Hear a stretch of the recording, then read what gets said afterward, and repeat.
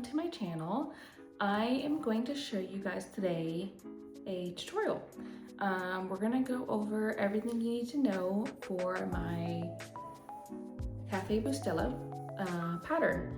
So if you've purchased this pattern as a digital download, as the kit, this tutorial covers all the same processes for both.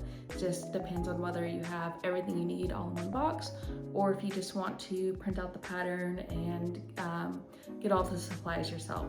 But I'm going to show you exactly how I did mine, and ways that you can do yours. Either use a water soluble marker, heat erasable pen. You can use the light box. You can use a window. You can use stick and stitch paper. Any method to transfer the pattern onto fabric will work. I like using a cotton fabric. I think it looks nice, but you can use any fabric that you'd like. So yeah, let me show you how I do this. Here is one of the methods. You can put the pattern that is printed out on regular paper. You can use a light box and put your fabric right on top of it. It might be kind of hard to see because of the lighting, and this fabric is a little more dense. So obviously if you use a more transparent fabric, you'll be able to see the pattern better. But this is a thicker fabric, so it's gonna be more difficult to see. I'm gonna see if I can turn the lighting up so you can see it better on camera. But, so basically you just put your fabric right on top, and then you're going to trace the pattern right on to the fabric. Again, you can use a water soluble marker, or you can use a heat erasable pen for this one. You can really use any pen, but just note that if you use any pen, that it will not erase. So you're really gonna have to stitch over those lines. All right, let me show you the second method. All right, so the second method works because it's a beautiful day out here. If it's gloomy, it might not work as well, but you're just going to tape your paper to the window and tape your fabric onto the paper, which I should have done, but I didn't do, so I need to line these back up. And then you just continue tracing. So if you don't have a light box, this is a perfect method. Actually, it's working better than the light box. Kind of like that. So yeah, and then you just go around and you trace your whole pattern. And then I'll show you the last method. We're gonna get rid of this thing because we don't need that. And we don't need our marker, so get rid of that. We don't need our printed piece of fabric or paper. Get rid of that. And then we're gonna bring our printed pattern on the stick and stitch paper. So what we're gonna do is we're gonna cut this out. You can either use the guidelines, or you could just do a little rough cut. Either way, it doesn't matter, as long as you can get the pattern onto the fabric. So I'm just gonna loosely follow along this line, and then you peel this off. Now when I did mine, I printed directly onto fabric, and I do have a video, I think it's a YouTube short on that. So you can go watch that. It's a little more complicated and it depends on the type of printer that you have, but it's definitely, I think, the best and fastest option. All right, next to this one. This one's pretty fast. So you take your Cafe Bustelo sticker, stick and stitch paper, and bam, that's it. So obviously you don't need those water soluble lines on the bottom. So you just stick it right on here, and then you stick it into your hoop, and you're ready to start stitching. Now that your pattern is transferred onto the fabric, let's see if I can do that. So now that your pattern is transferred onto your fabric, you're gonna place it into your hoop. And I'm just using a bamboo hoop, which is in the kit. And you're just gonna place that right over the top. line it up. I'm weird. I always have to have my top facing to the right. I don't know if anyone else is like that, but it doesn't do anything. It just makes me feel good. All right, yep, squeeze that on there. Our fabric is in the hoop. Now we want to make sure it's very tight so that your stitches don't get wonky and warped and your fabric doesn't get all warped, and then it makes it easier to stitch on over time. If you do feel your fabric while you're stitching loosen up, make sure you go back and clean it. And I'm just stretching the fabric to make sure it's as tight as it can be. All right, now I'm gonna really cinch that down. If you had a Phillips head, let's see, there you go. Yeah, if you had a Phillips head, go ahead and screw that down. I don't have one right now, but before I start stitching, I will tighten that down even more. So yeah, it should be tight as a drum. And then now you're ready to start stitching. All right, now we're gonna start stitching. I'm gonna start with the yellow for no reason other than that's just where I wanna start. You can start anywhere you'd like. I'm just gonna start there. I'm gonna cut off a strand. And when you're using this, only pull out the length of your arm. If you do any more than that, it's gonna get tangled and you're just gonna get annoyed. So I'm gonna use 2 strands. I use 2 strands for this whole piece. So I pulled up my 2 strands, and you can either make a knot if you'd like, or use single strand, do the loop method, and do that route. Or what I like to do, which saves time, I'll show you if I thread my needle. So your kit, by the way, does come with a needle, so you don't need one of those. But back to what I was saying.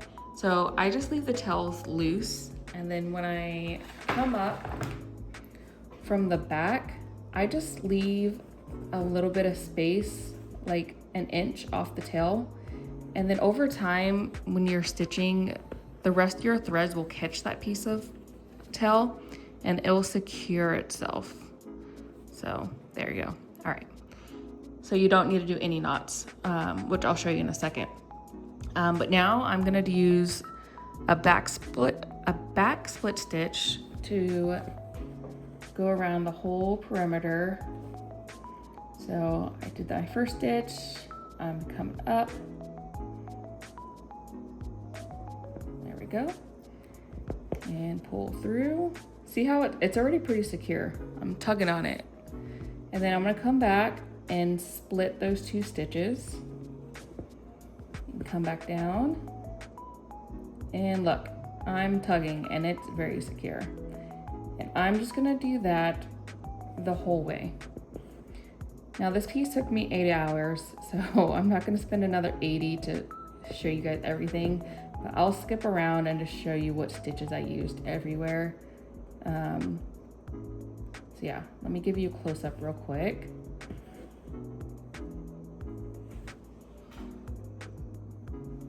All right, here is a close-up of the split stitch. So you're coming here and you're splitting those 2 threads.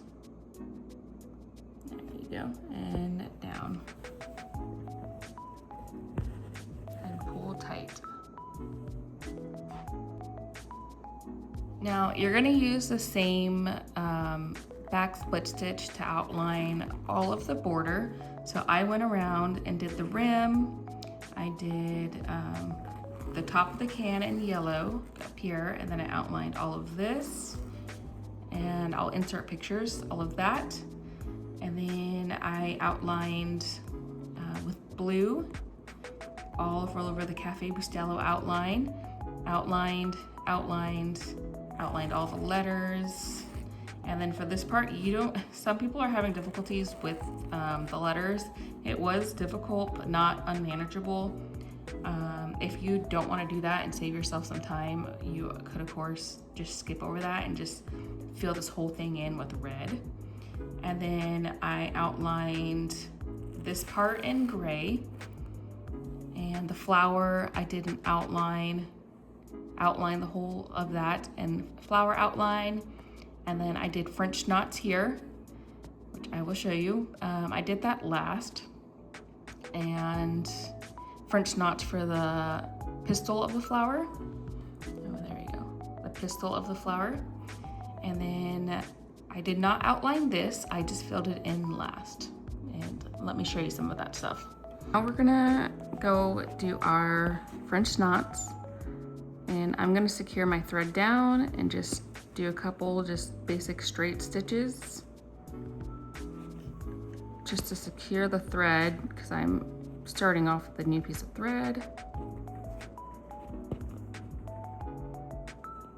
All right, now I'm gonna come up and I'm gonna wrap my needle around it twice. So let's see, 1, 2, and I'm gonna stick the needle in slightly off center from the hole I came in from.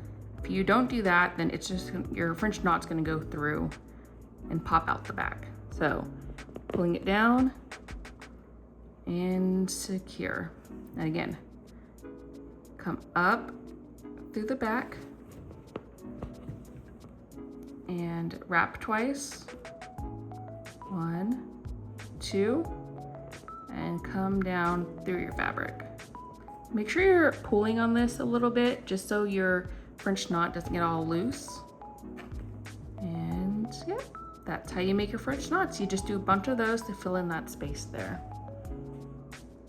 All right, now I'm gonna show you guys the long and short stitch. I'm gonna do a little outline over a section just so you could, oh no, that's not what I wanted. Little accidents over here.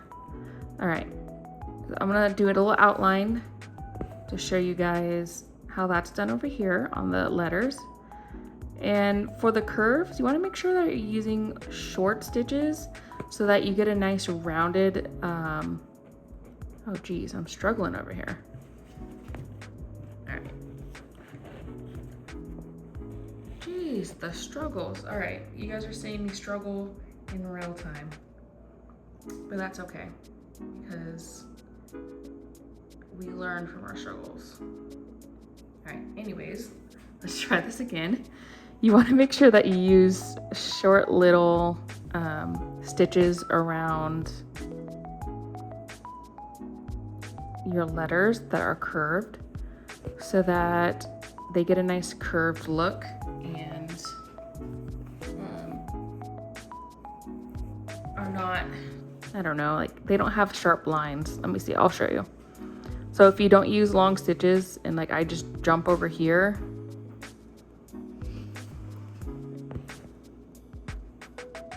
it looks very boxy. I mean, it works fine, but it just looks very boxy. Versus if I use shorter stitches, it gives you a nice curved look. But to fix that, if like, I don't like how like boxiness of it, and if I accidentally do that, I'll just pick it up and I'll put my next stitch and stab it back down, kind of like anchor it down like that. And then it usually fixes it. So this is how you outline the letters. You're just gonna go around and anchor them down.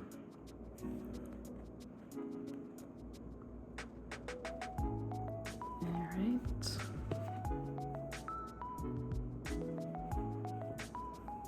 All right, and now let me show you some long and short stitches. So with this, again, you wanna use short little stitches so that they flow nicely together. If not, it just won't look as good, not as blended. It takes a long time, but it's definitely worth it. So I'm just stabbing back and forth. You can't really see it yet, but as it builds up, you'll definitely be able to see it. Back and forth.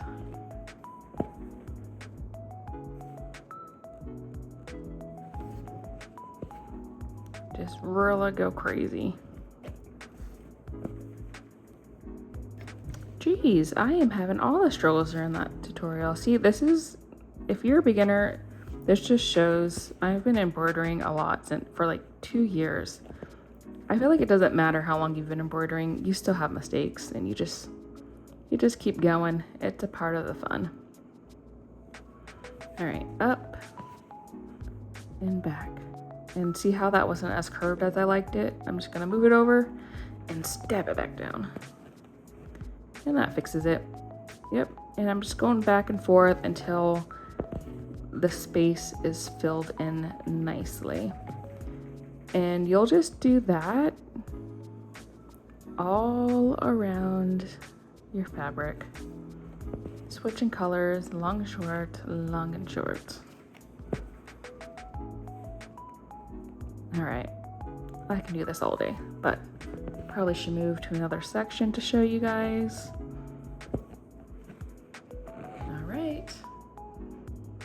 All right, now we're at the letters, which people have been saying have been difficult. I thought about removing them just because of that reason, but maybe some people do enjoy the letter option. I don't know. Let me know what you think, if I should keep them or delete them.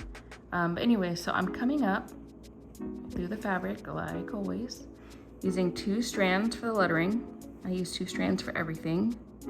And then I'm just gonna come down, and then it's pretty small letters, so I don't need to use so many back split stitches, but I come up with the A. And honestly, if it looks like hieroglyphics, that's fine.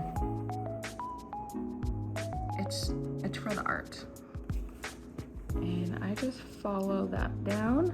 Now I have my A, and I'm gonna come up through that center and then back down through there. Now I have my A.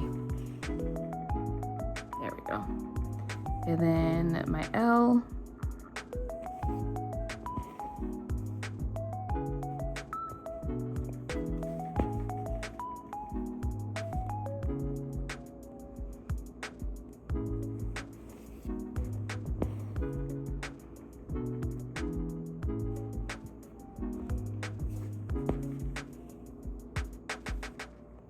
My W.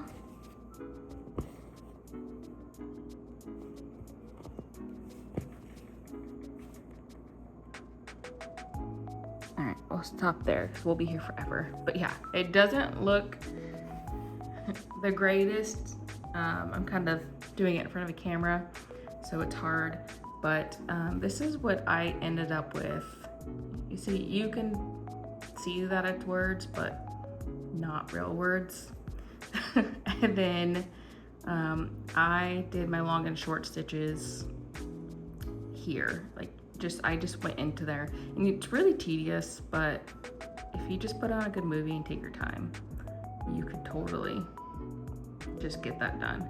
And I was rushing at this part. I'm not gonna lie, I was like having a week and I was like overdoing this part. I should have just waited. So you can definitely make it look a little bit better down there.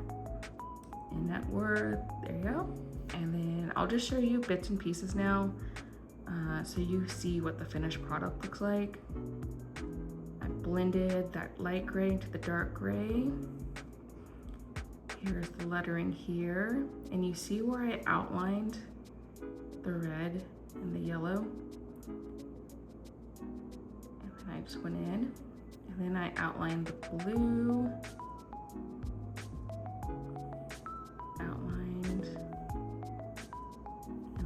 Finished here. I did a line of gray just to separate that yellow, and I did horizontal stitches for the can and then vertical stitches.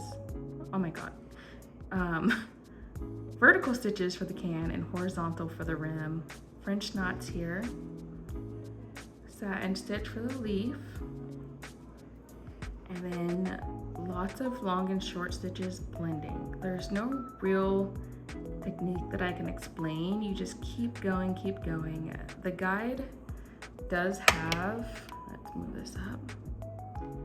The guide does have, let's see if I can get them both in here. So it does have lines of like where you should start fading the colors in and out.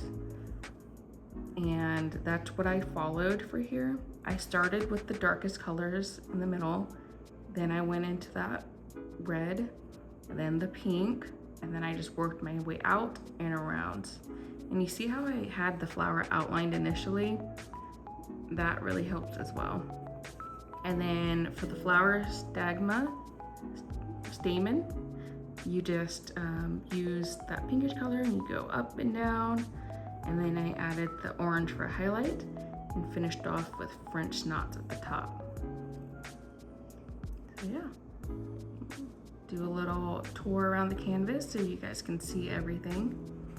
Hi guys, thank you for watching. I hope that tutorial helped. I'm still really new to the creator space and the YouTube space. So if there's anything I can do better to make a more informational tutorial, please let me know. I'm not one to get upset over negative comments. Anything helps me grow and get better. So yeah, I hope you guys love the tutorial, use some of the techniques, and create a beautiful piece. Oh my God, excuse me. I would love to see how you guys did yours and finished yours. And yeah, let me know in the comments what I should do to improve. Other than that, I'll see you guys next time. Keep these rough days off my mind.